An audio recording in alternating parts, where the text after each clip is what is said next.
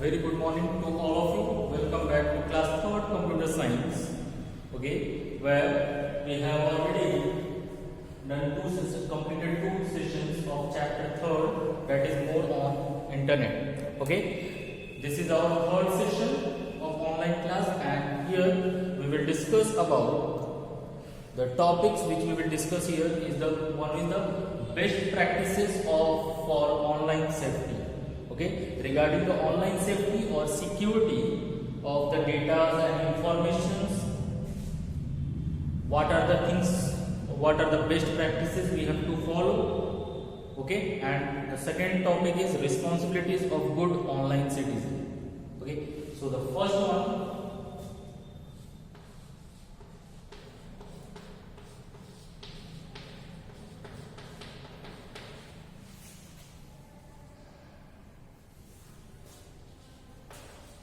for online safety.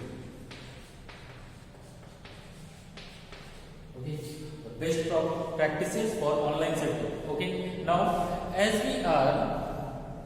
when we are using the internet, it is most important that we should follow some security measures. We should take some security measures to secure ourselves and our data and information which we are sharing over the internet. Okay, suppose if you are sending some pictures or any document or some important information to your friend or family member over the internet, and if in between that someone keep track on your record and they stole the data or information from your system. Okay, they visit to your system or your computer and they hack it and they collect the important informations. Other, like suppose that your parents are using the internet banking, mobile banking facilities are there available. If they visit to their mobile phones or smart devices and they stole the passwords, IDs of internet banking, okay, so they can do any transaction of amount or money from them. Okay, so in purpose of that, we should use some online safety features we should have to follow. Okay, the first one is use strong password. Use strong password. Okay, whenever the system requires or whenever while using the internet it asks you to create a password to secure your data. So a password is a secret word or a phrase that gives the user access to a particular program or a system. Okay, attacker may try to guess your password, so you should always keep a password that cannot be guessed easily. Okay, the password is a combination of a words or a phrase. It is generally a combination of word or a phrase which can be used to give the access to the user for particular program or the system. Okay, suppose if you do not want that your computer or laptop is to be used by someone other person, then what you can do, you can put password on your computer system. Okay, so that the person who only knows the password can use that particular system. Okay, as on our smart devices we are putting the fingerprint lock is there, or pattern lock, or the number lock is there. So you can use any combination of secret word or phrase which can be used to give the user access to the particular program or the system. Okay, now here the attackers are generally the people who does the illegal work. So people who does the illegal work, they try to guess your password. They try to guess the password or anyhow they want to enter into your system, and so in order to avoid such type of people, we need to create a strong password. Generally what the people do, whenever the system asks for the password, they just put the password as either they will write their name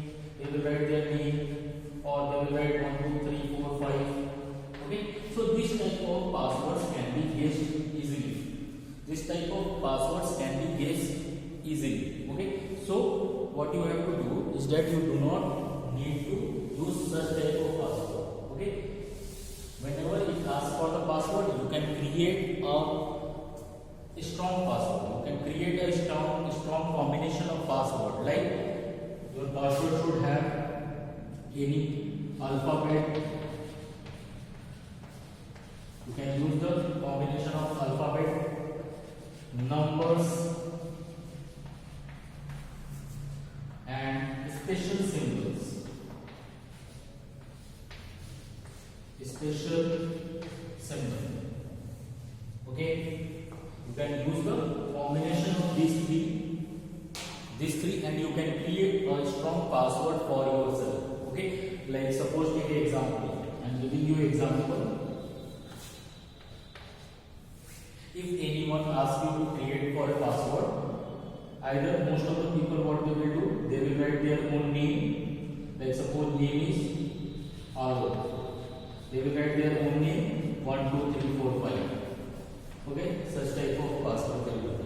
But instead of that, if they ask me if you want to create the password, a strong password, what you can do is that you can write like this. Allo underscore 1, 2, 3 4, 5. You can create like this. You can use this password. It will be it is a strong password because this particular password is easy to guess. This particular password is very easy to guess. Whereas if we use this password, it is not easy to guess. Okay, and so they will not able to interrupt on your system, or they will not able to enter into your system. So whenever it asks you to create a password, you may use the combination of alphabets, the numbers, and the combination of special symbols. Now what is the special symbols? You can use the @ underscore, dot, space. Okay, whatever it is there, you can use any plus sign, minus sign, whatever it is there, you can use the special symbols there, and you can create a strong password for yourself. Okay, now the next one is use antivirus program. Second security measure or second thing for online safety is using antivirus program. Use antivirus. Okay, basically the viruses, computer viruses. Okay, computer viruses are the small application program or small software programs which are designed to insert into the system or go into the system and then make changes and modify the things or steal the informations from the system. Okay, so in order to avoid all these such type of things, to avoid all such type of application programs, we need to use the antivirus program in your system. Okay, so the antivirus software is a computer program that detects, prevents, and take actions to disarm or remove malicious software programs such as viruses. To be effective, it must be kept up to date. Okay, so in order to remove or to detect if your system is infected, you can use the antivirus program and you can scan your system and you can detect the virus file from there.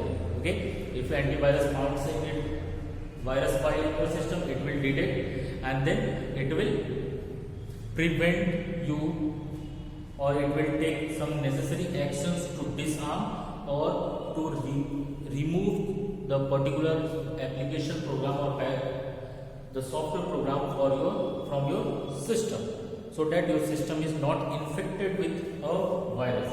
Okay, so in order to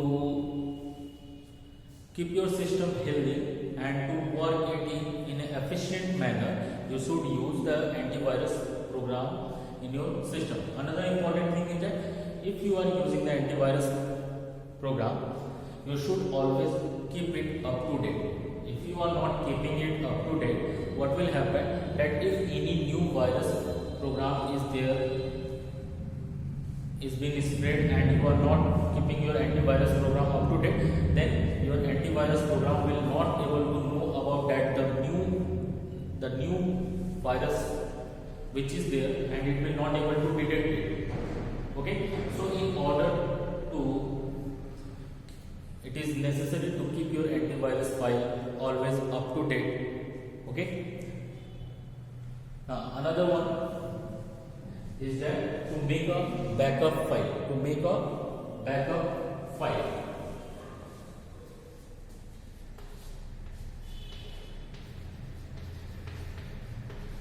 to make backup file, to make a backup file. Before you make changes to a critical data, always make a duplicate. Even if you just made a backup yesterday, make another one.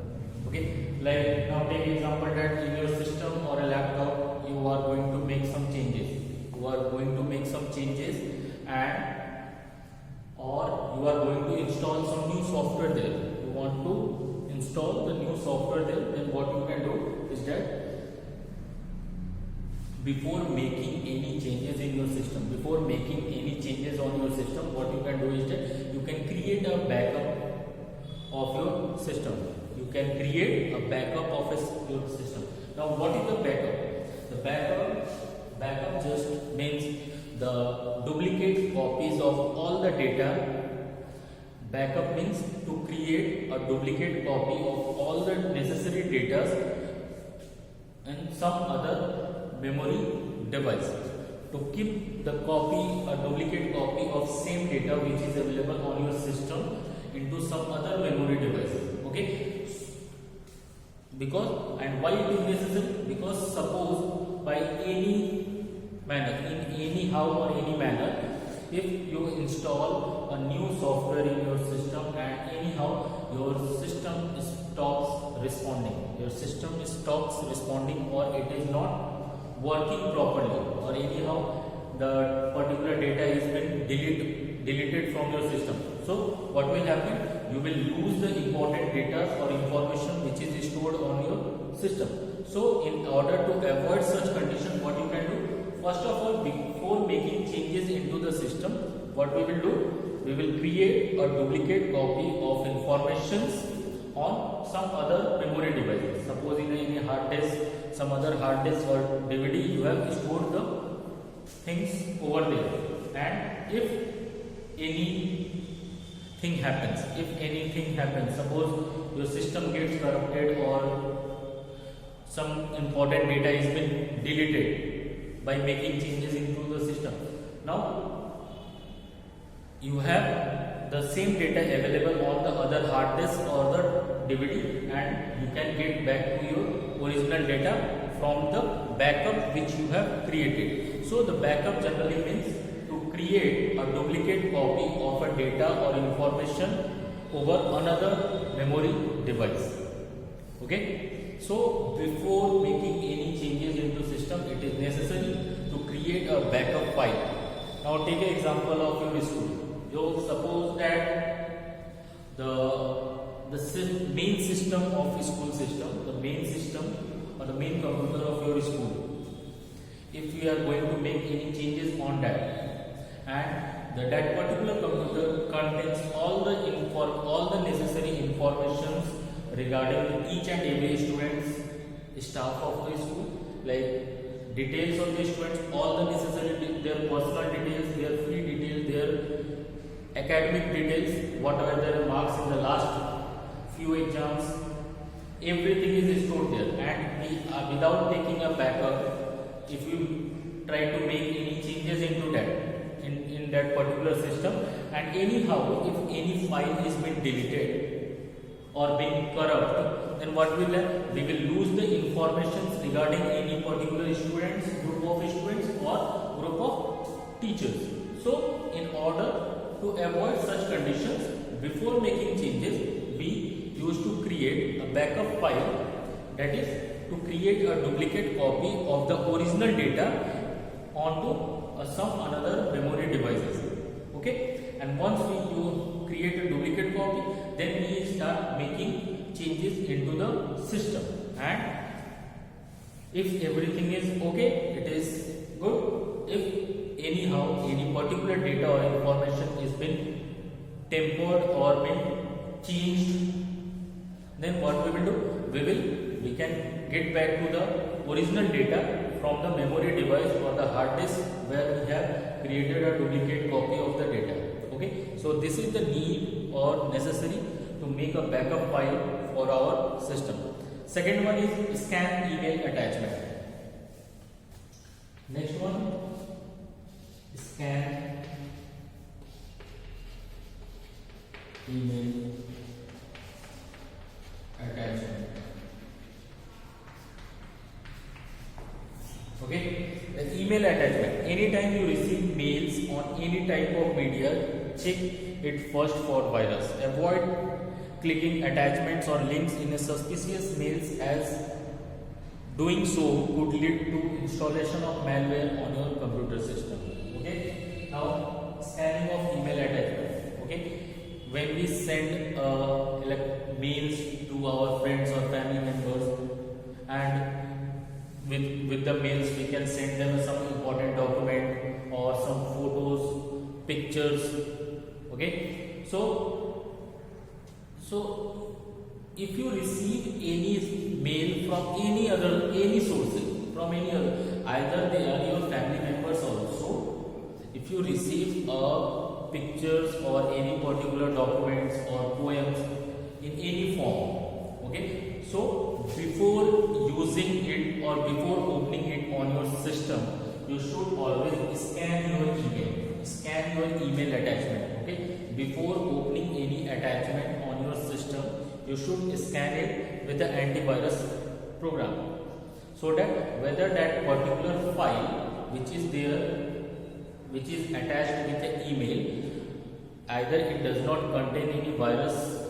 Okay, if it contains any virus, your antivirus program will there itself, it will prevent you, or it will not allow that particular file to be opened on your system. Okay, it will isolate your system from that particular virus file. Okay, and if it is totally clear, then it is okay, you can open it on your system and you can go through it. Okay, so it is necessary to scan the email attachment whichever you receive. Okay, so anytime you receive mails on any type of media, check it first for the virus and avoid clicking attachments or a link. Okay, not only the attachment, if you got any particular link on your mail or within your WhatsApp messages, don't directly click on that particular link. It may contain a virus file, and once you click on there, what will happen, that automatically on the background you will not able to recognize also, and any virus will get installed or entered into your system, and then it will start making changes in the programs according to itself, and you will not able to know also. Okay, so to avoid such type of scenario, you should always scan the email attachments and the links which you are getting through the mail. Avoid unknown email attachments.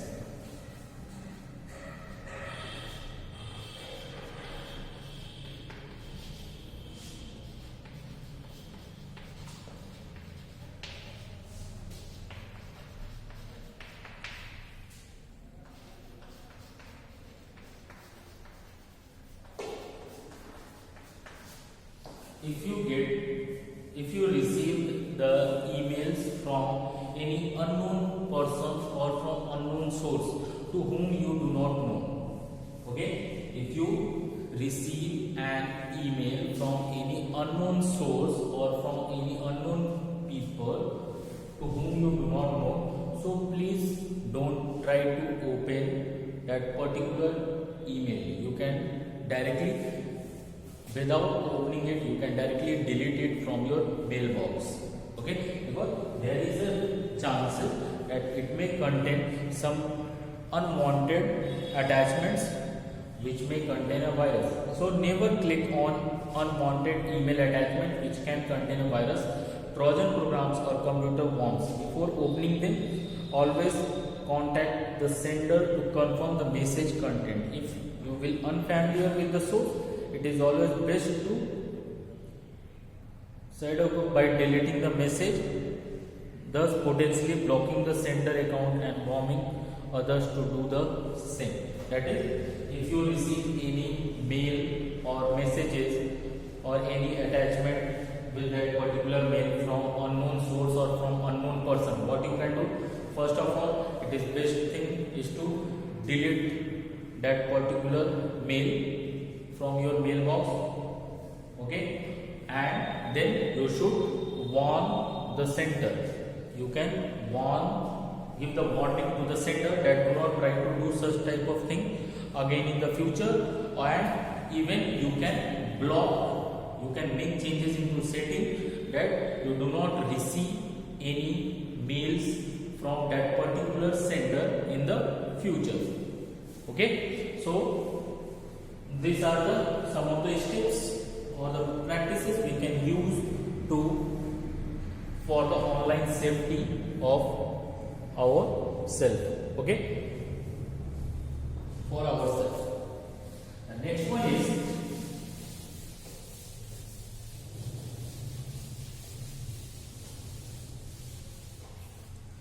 responsibilities of good online citizen.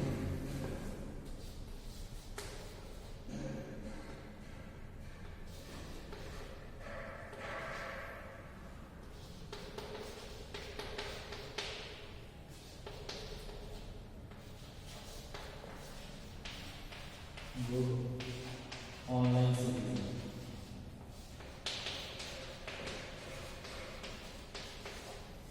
Responsibilities of good online citizen.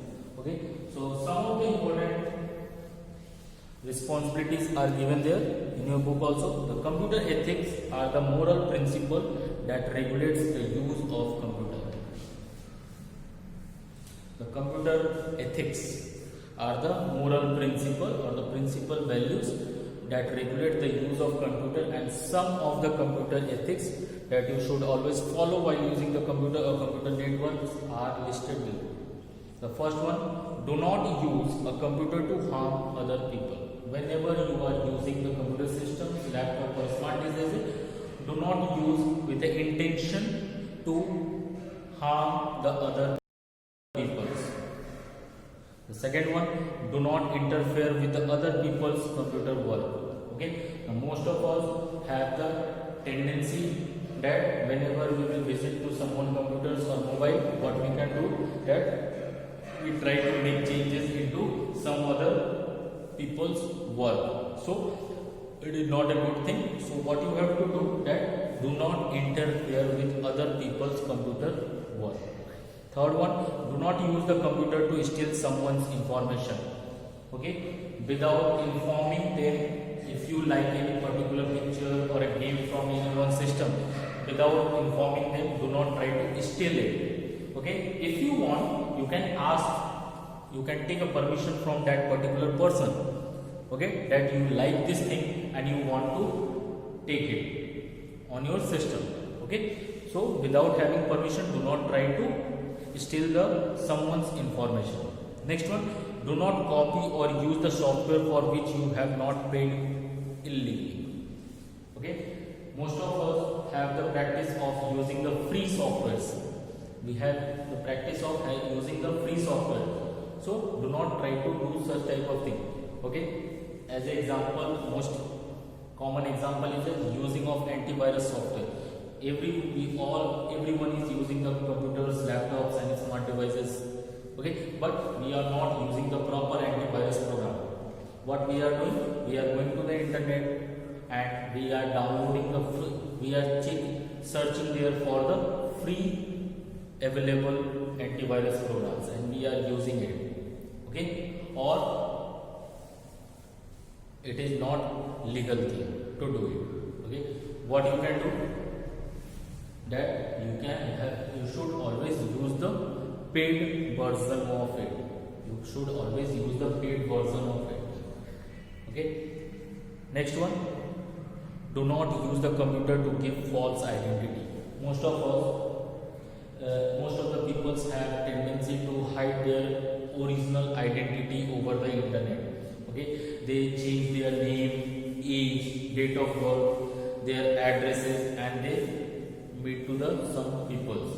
Okay, like on the social networking, generally on the social networking, like take example of Facebook, where the people hide their original identity from the world. They hide their original identity. If their original name is Aman, they will write there some other name. They will change, give the wrong information to the people. So do not give false identity. Next one, do always use a computer in a way that ensures consideration and respect for your fellow friends. Always use the computers and always respect and give consideration to your friends and the family members to whom you are in contact with the internet. Okay, do not always be respectful to everyone, to whomever you are meeting over the internet. Okay, so these are some of the responsibilities of good online citizens you should always follow. And this is how we come to the end of this particular chapter, and within 1 or 2 days I will provide you the PDF part of the exercise of this particular chapter, and then you can easily complete your notebook. Okay, till that time, thank you and have a very nice day.